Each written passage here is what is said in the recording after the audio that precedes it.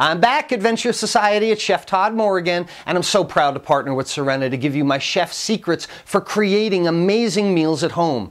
You know, if your goal is to improve your health, is to be able to entertain with great food, seek out nutritious and unique ingredients, then learning how to cook is vital. You know, what I hear most often from people is that they don't know how to cook some of the items that they know would be beneficial to them or would be exciting to them. I mean, if you don't know what to do with an eggplant or you're not sure about Brussels sprouts, you're not going to cook it well, you're not going to eat it, it's just not going to be good. It produces fear. So if you're cooking the same thing over and over again, what I've got to show you today is going to change the way you think about cooking forever. I've taught thousands of people all over the world to cook, and I always start with the drive in the car of cooking. It's the basic saute method. Today's video is going to demonstrate one basic method and then give you 5 inspirations for you to create an adventure and create 5 other dishes from. It's the science of the basic saute method today for my friends at the Adventure Society.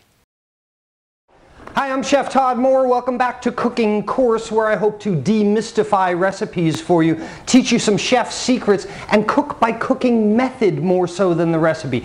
Cook like a painter paints, like a guitarist strums. We cook with basic cooking method. Today, we're going to talk about saute. Now, our stovetop saute is like driving the car. I mean, if you take a roast and put the roast in the oven and come back an hour later, is that cooking? Well, I don't want to insult anyone. Yes, that's cooking. But on the saute, this is heat up, heat down, cold liquids, adding the onions. You have to be intimately involved with the saute. You can't just put something in the oven and come back an hour later. With the saute, we have to keep an eye on everything that's going on in the pan. Well, what does go on in this pan? Simply, at 150 degrees, starches gelatinize. They absorb liquid and swell. This is what thickens our sauces. This is what makes gravies. At 165 degrees, proteins coagulate. They stiffen and shrink. And this is an indicator of whether our item is done or not, the coagulation of proteins. The third thing that happens is caramelization of sugars.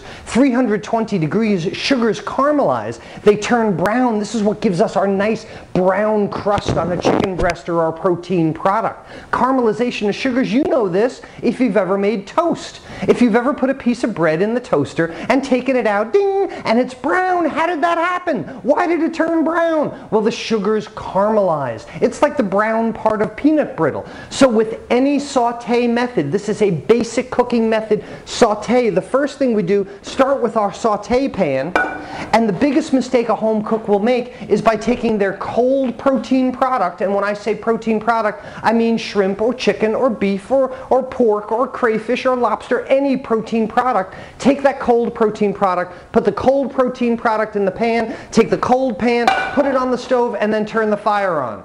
Well, if you would like to make the most bone-dry piece of chicken you have ever made, that's the best way to do it. Because what happens to this protein product in the pan? Well, when you apply heat to it and it heats up along with the pan, the first thing it does is release all its moisture. Just like you on a cold day, you wake up, you're supposed to go running, but you don't really feel like it and your muscles are all tight, but I'll go out anyway, and you start moving around, you start running, and your muscles elongate, and the moisture starts running through you. The same thing happens with the chicken breast in the pan here. So our basic saute method, step 1, pan hot. I'll go ahead, turn the fire on the pan, about halfway back, and get the pan hot. Well, how do we know when the pan is hot? You could lick your finger and that would only work 10 times and you wouldn't be able to do that again. What we do is take a little cup of water, some water on our fingers and water in the pan. I didn't hear any psh, and what the psh is that water evaporates at 212 degrees. So if I splash water in the pan and it evaporates immediately, I know that pan is 212 degrees at least. What I want to try and do is get it as close to 320 as possible because I want that caramelization of sugars. So some water in the pan, there we go. You hear that? Water evaporating immediately. I know my pan is hot. Second step is some kind of fat. Any kind of fat. Bacon fat will do. Canola oil. Butter will do. Walnut oil. Any kind of fat. I'm using olive oil to coat the bottom of the pan. We are not deep frying, ladies and gentlemen. We are not trying to fill the pan with olive oil. Just enough to barely coat the bottom of the pan. I want to heat the olive oil until just before it begins to smoke. Well, how do you know just before something's going to happen? That's pretty silly. I was in Hawaii and I had a tour book and it said the best snorkeling spot is 2/10 of a mile before the end of the road. I had never been there. I don't know where 2/10 of a mile before the end of the road is. I go to the end of the road, I come back 2/10 of a mile. Well, once our oil starts to smoke, there's no turning back. It's going to impart bad flavors, as I see the smoke starting right now. So how do we know when our oil is about to smoke? Well, the olive oil in the pan goes from being perfectly smooth to beginning a convective process. The heat rises, cools, falls, rises, and it begins this ripply effect, kind of like the legs on your wine glass. Then I'll take my chicken breast, which is a protein product. Chicken breast has a show side, which is where the skin was. That's a nice smooth side, and a no side. That's where the tenderloin was. That's the ugly side. Show side up on the plate, show side down first in the pan. I start to see that the white on the chicken breast has crept up about 75% of the way. Now's the time to flip it over, and look what I've got on the other side of this chicken breast, that beautiful brown color, that caramelization of sugars on the chicken breast. After finishing the other side, then I can remove it to a plate and just put this aside for now. And what have I got in the bottom of the pan? Fond. I have the rendered bits and materials from the chicken breast. And in that fond, what I'm going to do is take some sliced shallots, about half a cup or so of sliced shallots, and saute them in the chicken flavor. After that has sauteed for a few minutes, I'm going to come through with a cold liquid. Any kind of cold liquid will do. In this case, it's white wine.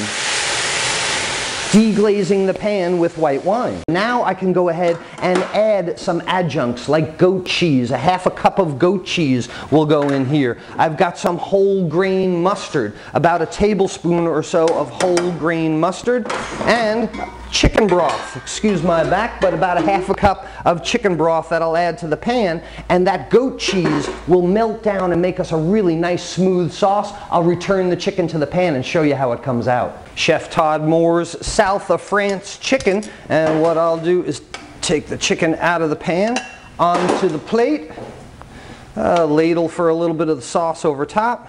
And this would be beautiful on white and wild rice or over some kind of nice buttered noodles. This is the South of France chicken, an easy saute method. So if you can do a saute method in this respect for our French dish, could we make it Mexican? Most certainly. Pan hot, fat in the pan. Instead of onions, how about jalapenos? Instead of the white wine, how about margarita mix or tequila? Could we make this an Italian dish? Definitely. Pan hot, fat in the pan, just until before it begins to smoke. Our protein product in the pan, and then instead of onions, how about garlic? Instead of the white wine, how about red wine, and add some diced tomatoes to it? If we wanted to make, say, an Indonesian dish, how about sliced ginger and a scoop of peanut butter and some coconut milk? Make an Indonesian dish. How about a Hawaiian dish where we used pineapple juice and chunks of pineapple? You get the idea? When we cook with cooking method, the ingredients almost don't matter. It's the saute method that's important.